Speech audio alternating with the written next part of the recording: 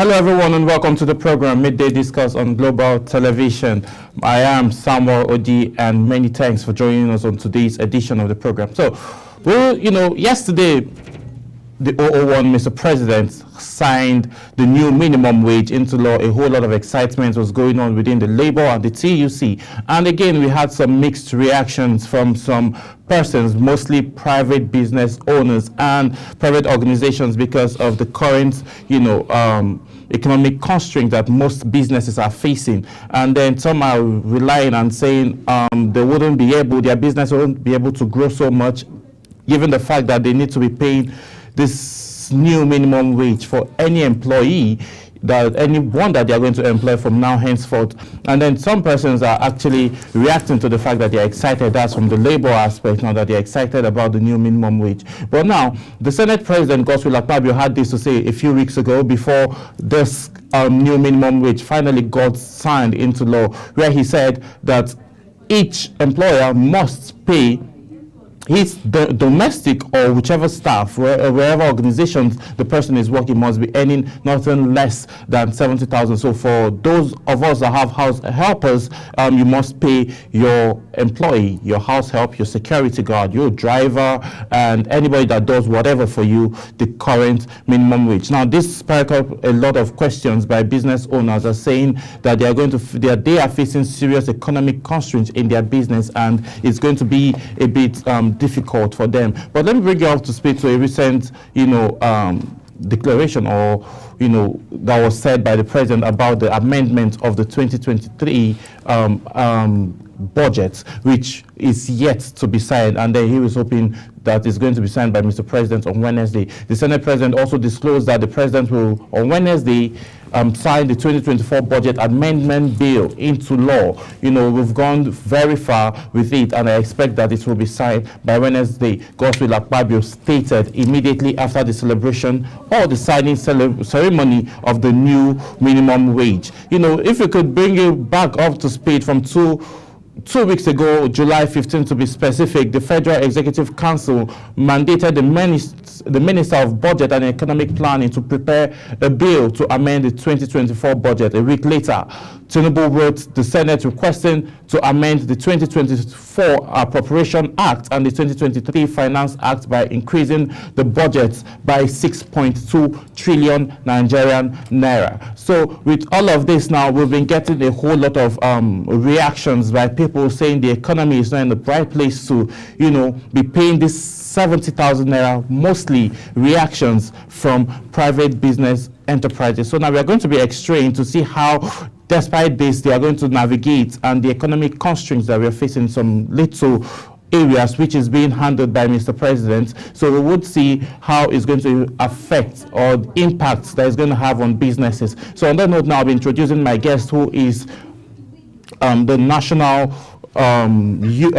president for Not Too Young to Lead Advocacy, Mr. James Ezemena. Good afternoon, sir. Thank you so much for joining us on today's program. Thank you very much. Yes, sir. So let's look at it now. What is your reaction to this? Are you excited that this new minimum wage has been signed, and then, people should start receiving, an increment in their salary for those that are earning lower than the current minimum wage?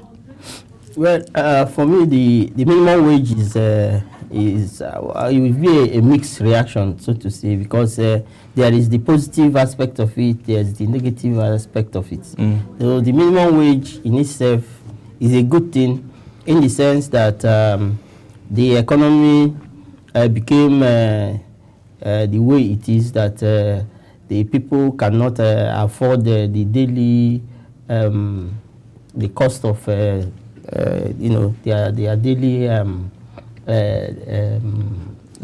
Yeah.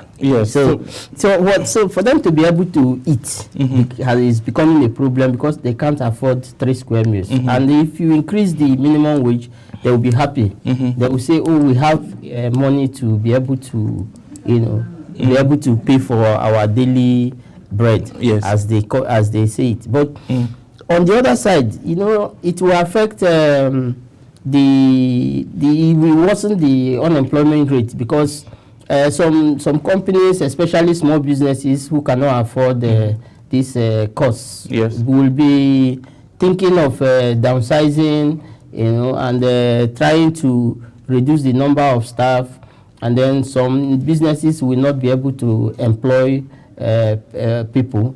So it is a mixed feeling, because we cannot say it is all good or all bad. It depends on which side of the divide. Okay, let's look at this.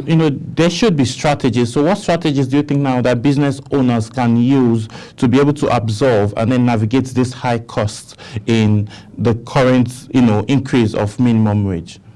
I think what business owners can do is to start thinking out of the box. Okay. In terms of how to improve sales and increase income. Because when you have increased wages,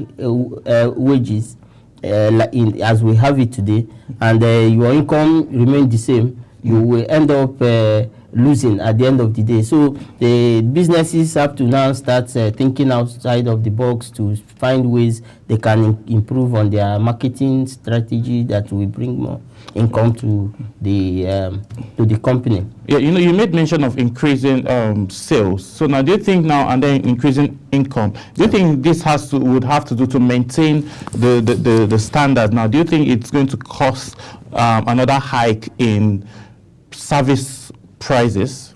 Sure. There's every possibility that people will say, okay, now that the workers are having more money, they will increase the cost of goods, and it will lead to increment in cost of goods and services. And that is what people have always argued about wage awards like this, because of the inflationary trend that is always associated with it. So it's definitely going to be a thing that people will have to look at how they are going to increase the cost of their services. So that is just it, because they themselves will also have to look for ways to get more money, so that they can also in turn pay the workers that they have. All those companies that are providing services, they will also increase their charges and their tariff, depending on whatever they are doing, to accommodate the workers they already have, if it is such that they cannot go and downsize the staff, so that they'll be able to afford to pay. Okay, let's look at this. Let's draw more on this on TUC. That's the private sector now of organized labor. Does this mean that with this increment now, because a whole lot of businesses way before now have actually packed up because of they couldn't keep up with one or two challenges, hiccups that they are facing in terms of economy. Do you think this is going to open more room for us to have jobless people on the streets? Certainly, because if people who are already in the employment, in some kind of employment, most of whom are even underemployed in the first place, because the wage they are getting is not commensurate to the amount they are being paid. But these same people now may end up, based on the new minimum wage, they will now have to pay them those minimum wage. And if they are paying minimum wage, it means that they are going to reduce the cost of the number of staff, if that becomes inevitable, in order for the business to continue to survive. But if that's just this thing, is neither here nor there. It is a plus, but it's also a minus, in the sense that we cannot really say. But I think the best thing that we have to do is that the government should think about, beyond giving this wage award, they should look at the ways how they can improve the economy, so that the economy can be able to be more robust, so that people can be able to make a living. Because even when the government increases the minimum wage, and they are increasing taxes and increasing all manner of revenues that are accruing to the government from the people and the businesses, at the end of the day, you end up almost not doing anything, because the the people that you are trying to give this money, you are still going to collect the money from them in order to make the government to work. So we should look at it holistically, because is the situation is not something that anybody can say, yes, this is how it is. Let's look at overhead now. You know, before we arrived at this 70,000 naira, you know, Labour started with 650,000, and then they now beat it down to 250 before this current administration led by President Bola Ahmed Tinubu now resorted for 70,000 naira. Before they resorted at 70, they made mention of cutting, you know, overhead staff so they can be able to pay the 250 if it was agreed upon. So what does this mean to business owners now? You know, looking at the workload now, if they are going to have to cut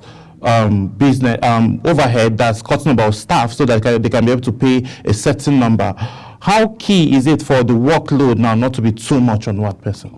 Definitely the workload will increase, because if they say to him much is given, much is expected, so the workload will definitely increase, because if a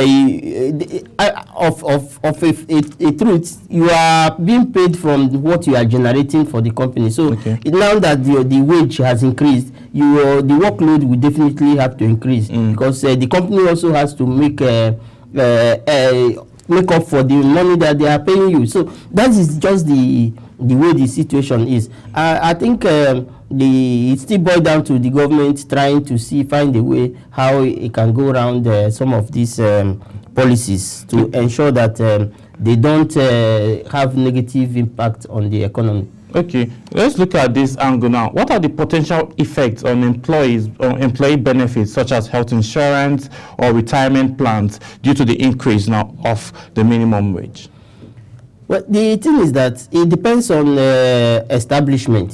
There are some establishments that they have certain things that are statutory. There are some establishments that you will begin to see it as a privilege to have a health insurance and all those. But in all, you will find it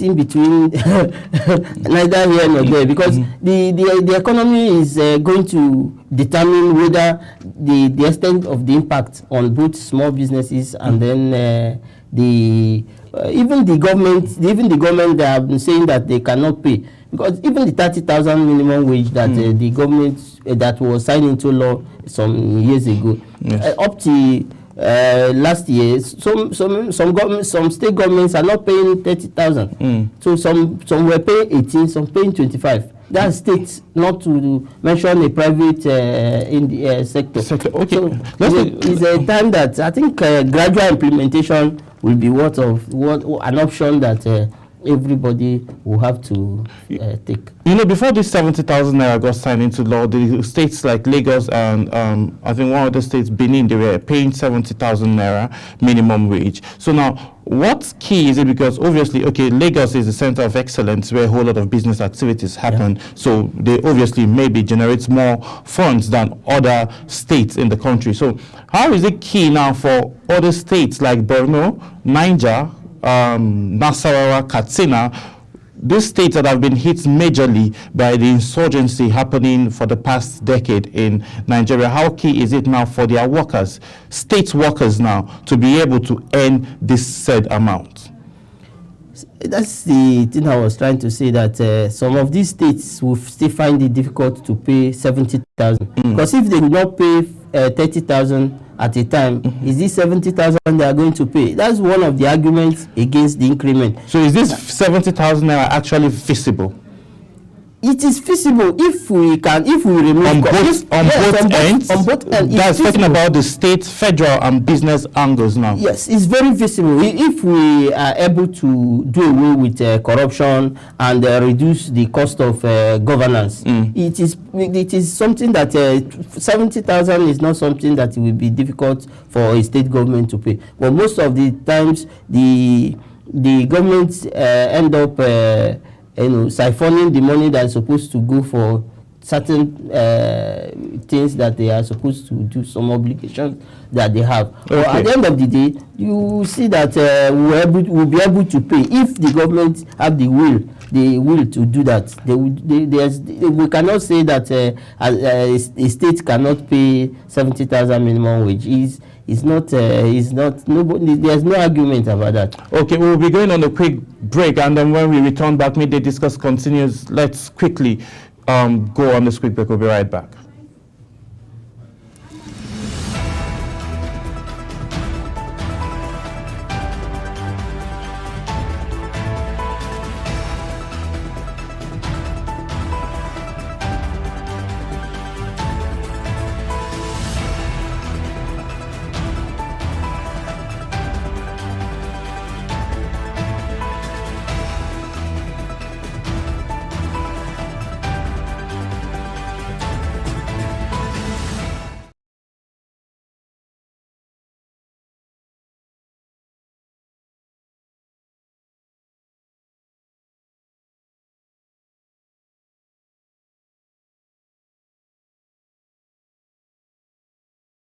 Time check.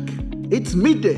Then it's Midday Discourse. Midday Discourse is a program that covers trending local and international news, current issues, and human-related topics. Join Samuel Odi weekdays 1 p.m. on Global Television. The discussion starts here.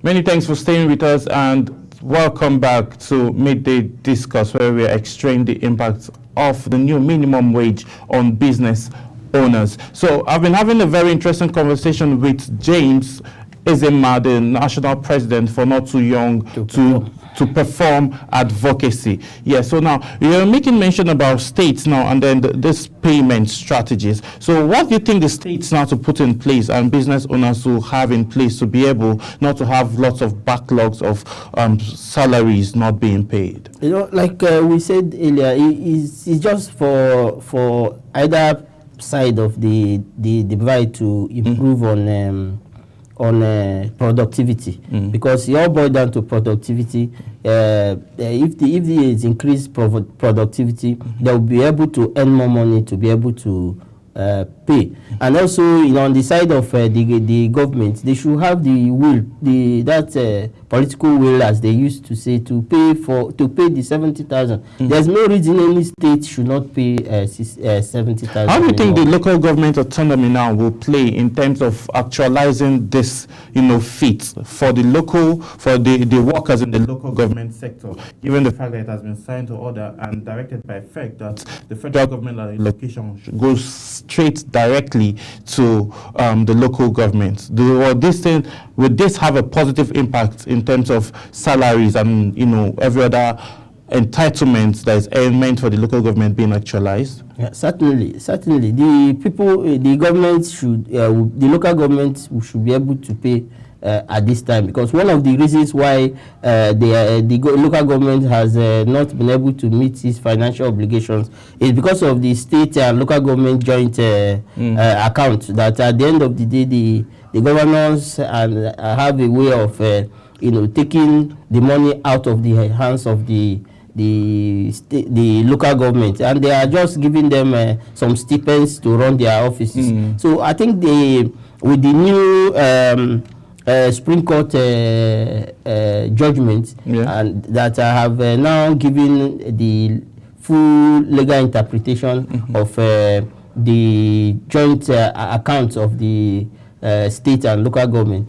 We will now go a long way in a way that the state government and the federal and the local government, their relationship as it relates to the allocation that come from the federal accounts that is now properly defined. So you can now know that, okay, you can now hold the local government responsible if they cannot pay, and then you can now say that the the money that they are supposed to get is coming to them. So that is a good development, and I believe that what the president has done in terms of approaching the Supreme Court to clear the air on this lacuna that had existed over the years is a very welcome development, and the local government will be the better for it at the end of the day.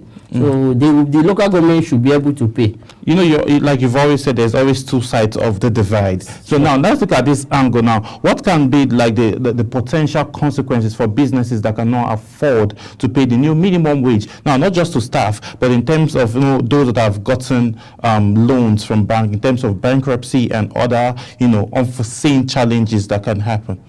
I think the thing is that those small businesses, they will have to come up and speak up so that the government can see how they can create incentives for them to be able to assist them to cushion the effect of the increase in the labor cost.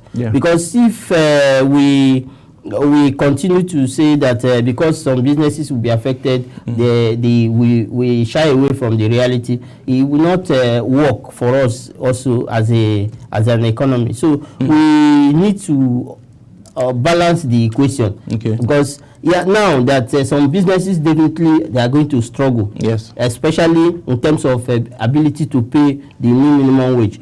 But it also boils down to the fact that if you cannot pay, you should be able to approach the government, speak up, and say, oh, we need incentive to be able to cushion the impact of the negative impact of this increment. If something like tax holiday, they can advocate for tax holiday to be able to have a time frame so that they can be able to absorb the imbalances that are caused by this increase in the wage cost. In the recent years and past administrations, we've seen the federal government create loan schemes and grant schemes for SMEs. Now, how key is it, or what role can that play now at this time? Looking at everything going on, and current inflation rate for food is almost at 40.34%, and then the current inflation rate is at 34.36%. So how key is it now for the government to create those SME loans and grants for small scale businesses to be able to come get those loans and continue their businesses to avoid closure? Because whatever business that is open obviously is a plus to the economy. For that not to close now, how key is it now for the government to step in and create those grants? I think it's very key, because the government has to, at this time, they don't need to even wait for people to cry out. They should come up with incentives that that could help small businesses. Because before now, small businesses they are almost dying because of high cost of things like electricity tariff, taxations, and things like that. So if we have to really have our small businesses survive, we must, at this time as a government, begin to think about how are we going to now create incentives that will help these businesses to grow. Because if these businesses can grow to a certain level, when they can now be able to pay certain level of taxes, that would be good for the economy. But if, because of the high cost of labor, and as it is now, these businesses closes, if they close, it means that we are having more job losses, and it will not be good for the economy. We are already having issues with security challenges here and there, and some of them as a result of people being jobless here. And so we should not have anything that will give room for, we shouldn't give room for anything that will further reduce the increase the unemployment rate. Because if that is done, then the country will also suffer the negative consequences. There's something the World Bank have said that almost 133 million Nigerians are living in abject poverty, which I don't agree with, because we've not had our census in a long time. So I don't know where the UN got that fact from. So at this point now, there's a cry for a protest, which is, we're hoping it doesn't happen, but it is said to happen on the 1st to the 15th of August. So with this recent development and the president trying to address a whole lot of issues, how key is it going to be now for businesses, small businesses now, not to fold up, because each protest has its own effects? One, possibly we can have positive, impacts, and then we might have negative. Now, for small-scale businesses now, how key is it going to be now for them to be able to keep head above water during this protest, if it does happen? The protest, there have been two sides of a protest. Protest is already happening, but the only thing is that the protest that is happening is those who are protesting against the planned protesters, who are protesting on the side of government, so that people should not come to protest. Yes. So, but no matter how you look at it, protests will always disrupt businesses. It will affect businesses. There's no way, for fear of the unknown, some people may not want to open their business places because they don't know what will happen. So, and that's why it is not very good for security agencies when people are agitating for protests of this of this nature, for them to start making certain utterances, making things to look as if they have. There's nothing in protest. A protest, so long as a protest is peaceful, it is the duty of the security agencies to guide them and ensure that there's no breakdown of law and order, just as they did. As some of the pro-government protests were holding, the security agencies were there to guide and protect them. Yes. So we shouldn't continue to look at protest as if it is anything unusual. It's a way of the people saying that, look, we don't understand what you are doing, do it better. And we can see that even before the protest started, the government is taking certain decisive measures. Then the economy is the one that will be better for it at the end of the day. So. Yes. That is how it is. Yes, we'll be going on another quick break. As when Midday Discourse continues, we would still be extracting and be getting deep into the conversation to know the impact and then the way out of any negative impact this current minimum wage would pose on small-scale businesses in Nigeria. We'll be right back. Please do stay with us.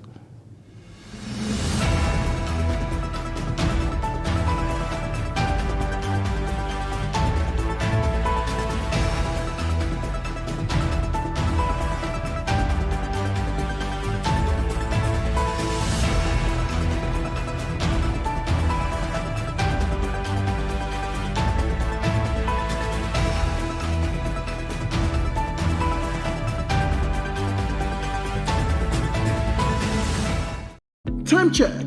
It's midday. Then it's Midday Discourse. Midday Discourse is a program that covers trending local and international news, current issues, and human-related topics. Join Samuel Odi weekdays 1 p.m. on Global Television. The discussion starts here. Time check. It's midday. Then it's Midday Discourse. Midday Discourse is a program that covers trending local and international news, current issues, and human-related topics. Join Samuel Odi weekdays 1 p.m. on Global Television. The discussion starts here. Tune in to channel 365 Global TV on DSTV. We got you. You won't regret. Do well to tune in to Global Television on channel 365 on DSTV. Tune in to Global Television on channel 365. Stay tuned on DSTV.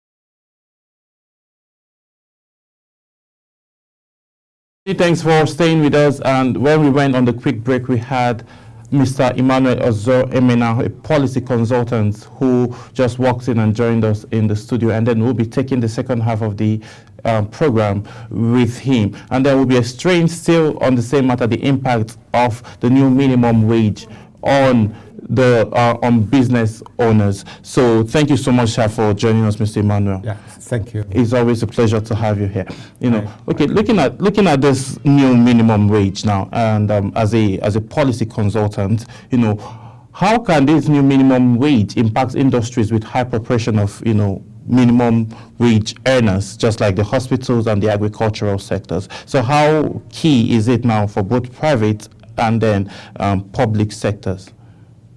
I think before now, there's been this confusion about the implementation and, if you may, implication of minimum wage in Nigeria. If you watch when the debate was ongoing, yes, everybody, I mean, I even had some people who are supposed to be knowledgeable, you know, talking about public sector workers, but it isn't. If you look at it's a tripartite agreement. You had the government on one side, the organized labor, and the organized private sector, OPS. Yes. You know, represented by NECA, Nigerian Employment Consultative Council. So invariably, the law is clear. To begin with, this is an amendment. Yes. An amendment of 1981 Minimum Wage Act signed by Alhaji Shehu Shagari. Yes, sir. Before then, what we had was a collective bargaining by different sectors. Railway Workers Union would enter into agreement separately, coal miners workers union, and all kinds of across the sector. Sectors, yes. But in 1980, the former governor of Kaduna State, Barabe Musa, who incidentally was a unionist, Comrade Barabe Musa, won governorship of Kaduna State under People's Redemption Party. Yes. So he went on to enact a minimum wage for Kaduna State. So ahead of the second tenure of the NPN government, that was going to be a big pain on their neck. It was going to be a campaign issue. So Alhaji Shehu Shagari, the then president, had to begin what you might call a reapproachment to win the workers, you know, across Nigeria, the working people of Nigeria. Yes. And then that's how national minimum wage came about, because of a little bit of protest that happened. Yeah. So as it stands today, the law before these amendments, the current amendment altered or amended the 2019 Minimum Wage Act, yes. You know, signed by the immediate past president, Muhammadu Buhari. By 2023, it was supposed to have expired. But, you know, being an election year, Buhari, former President Muhammadu Buhari, was non-committal about finishing that process. He kept dodging it, but he knew that any decision he takes was going to affect the fortunes of his party. So he parried it, dodged it, and the thing left it in abeyance. And today, that's his successor, Bola Ahmed Tinubu, inherited it. And that's where we are now. But it's also interesting to realize that now the labor union I thought they should have pushed harder, because when you say 70,000, the question to ask, what can 70,000 solve in Nigeria? But again, what it simply means is that that's the least you can pay the minimum pay in Nigeria. Yes. Some say, oh, that is the standard payment. That is it. That's the minimum. That's where you start. And what it means is that every company in Nigeria may need to have to go and review their pay check. Yes. pay system. That's what it is. A review of that pay system. Because if, for instance, the minimum was 30,000 before, it's almost 100% increase. Yes. So it means 110% increase. Across board, you are going to review. When they say minimum wage, a wage review means that everybody across board is going to be affected. Yeah. So that's the implication. It means more recurrent expenditure for businesses. That's, in fact, that's the implication. You saw as part of that request, the amendment, whatever. If you see the act, the president had asked for additional funding, which I think about 2. Which summed everything to around 6.4 trillion. So as to be able to meet the new wage bill. So for private companies, for industries, it also means a review of their wage bill for 2024 over the next 3 years. 3 years. Okay, that's an interesting angle of this whole minimum wage being signed into law. But let's look at this other angle. How will the new minimum wage impact overall competitiveness of the private sector and the current economy? Because now there's a review that needs to happen for all private sectors. And then looking at the current constraints that we're facing now economically, obviously there should be need and then avenue to create more angles where more resources will be coming in from. So how key is it now for this current administration now not to have backlogs of salaries not being paid? No, I think the key thing to do, if you listen to governors when they were saying we won't pay. We won't pay, yes. Yeah, but on the overall, I think the public sector themselves, governors might need to review the processes framework for governance. Sometimes when you do a reflection, you ask, what is the efficiency of public sector? A governor has over 2,000, 4,000 special assistants, special advisors. That's a drain. I mean, the use of private jets to come to Abuja and frequency of Abuja. Does a governor need to be in Abuja? And what does he do in Abuja? He's not elected by the people of Abuja. He's elected for instance, Dr. Elesoti. He's elected to govern Abia State. And his office should be in Umuahia and not in Abuja. The governor of Ogun State is elected to govern the people of Ogun State. So he should sit in Abeokuta. That's where his office should be. That's where his work is cut out. But you see, the frequency of coming to Abuja, obviously for what? So that's a key area of reducing cost of governance. Yes. I had asked the last time I was on your program, I say, how many times do you see governor of Arkansas or the governor of Texas or the governor of Wisconsin going to the White House? To the White House. You won't see it. Rather, it's the president who visits. That's the way it should be because it's federalism. But because of the nature of federalism we have in Nigeria, where the center seems to control the entire thing, so every governor runs to Abuja. So perhaps that's where they will start from cutting cost of governance. Then the next they should look at, you don't need to hire the number of people they hire. There was a certain governor, a former governor, at the inauguration of his special advisor, special assistant, senior special assistant. It was done at a stadium. In fact, a stadium in Calabar. Everyone was filled up. So the question to ask is that governors should look at what is the most efficient way of cutting cost of governance. That's number one. Then two, for the industries, they also need to look through their processes and say, how do we survive under this current new pay? Because what it simply means, like I said, the wage bill that were structured at the beginning of the year invariably had to be altered. And for the government, what has not happened? Take, for instance, there's an upcoming proposed protest by civil society organizations across Nigeria, beginning on August 1. Yes. And one of the things, if you look at the optics and the response of the government, is palliative. So the question to ask, can you run an economy on palliative? The answer is unsustainable. Yeah. And if it's unsustainable, what does government elsewhere do? You create stimulus for business. And how does this work? For instance, if you look at what you call the taxation policy at the moment, they kill the business. You have multiple taxations all across. If you own a shop, for instance, in Abuja, you pay business registration, you pay AEPB, you pay all kinds of whatever. Yeah. So what should happen? Government on their own should sit down and look at those taxes. Are they necessary?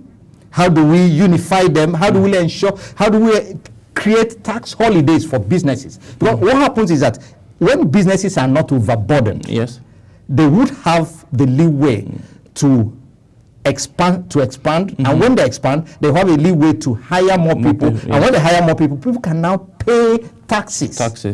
On income. And that's how it works. And that's the only way you can, rejuvenate the economy. It's not creating additional taxes.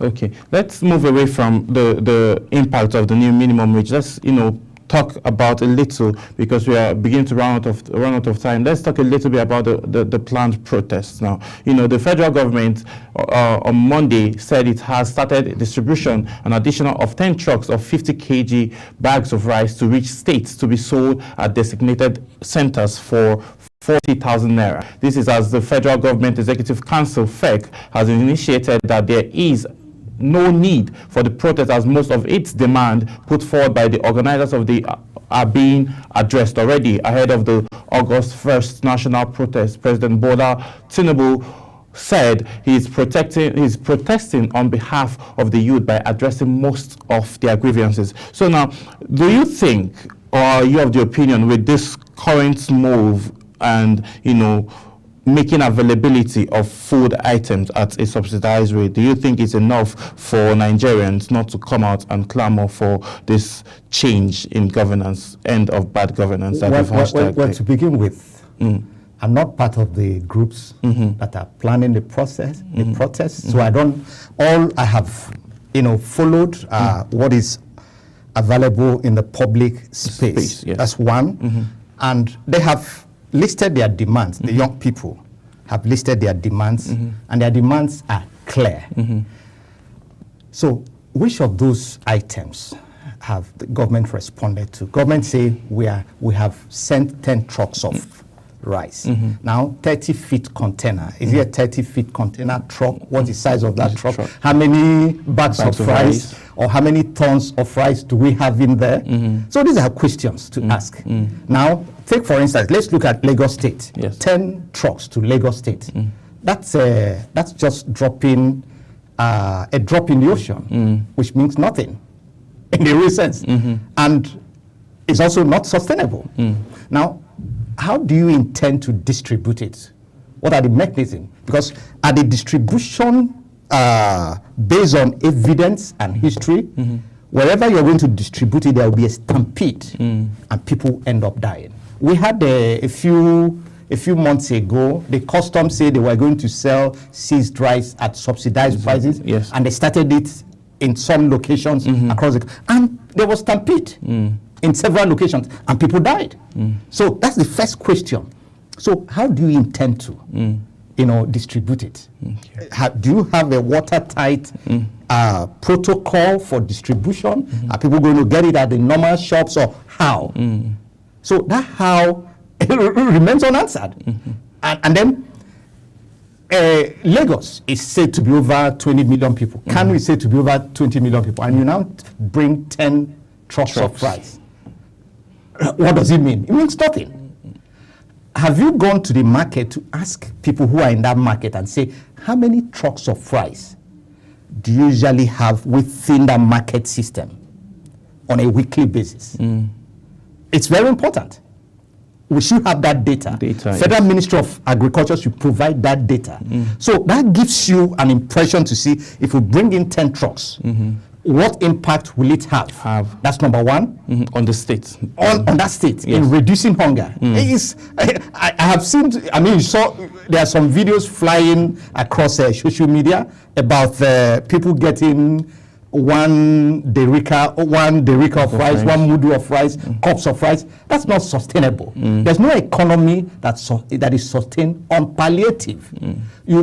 Economy are planned, economy is methodic, economy is grown. So how do you alleviate poverty? How do you alleviate hunger? First, you must have clear-cut agricultural policy that is forward-looking. And in forward-looking, because if you have a clear-cut agricultural policy that is forward-looking, you create jobs, you create jobs along that value chain, production, marketing, distribution, and what have you, and processing. But we haven't seen that happen. So the key question is that I think the government needs to go back and really think through each of these policies, each of these sectors, to sustainable policies that will drive growth. There's no country in the world that survives on palliative. Yes. Yeah, that's clearly. So it all depends on the organizers. If they think this has met their expectations, well and good. But I think what government need to do, first, they should avoid getting into knee-jerk policy approaches or responses, because that's what this looks like. Yeah. Now, two, they need to put on the table their agenda for development. I've not seen any of those. Because that's clearly what you need to do. I mean, you had campaigned on a particular platform. This is what we intend to do. So can we see that clearly outlined, clearly written, clearly, so that people can even track it? Because if you can't track any development process, then it doesn't exist in the real sense of the word. All right, so thank you so much, Mr. Emmanuel Ozon-Emena, policy expert for joining us today on today's edition of the program. And sadly, that's how much time will permit us to take on today's edition of the program. And also thank you, Mr. James Ezemena, and the national president, not too young to perform advocacy here in the Capital Territory, Abuja. I am Samuel Odi. You have a great day ahead. I'll see you all tomorrow. Bye for now.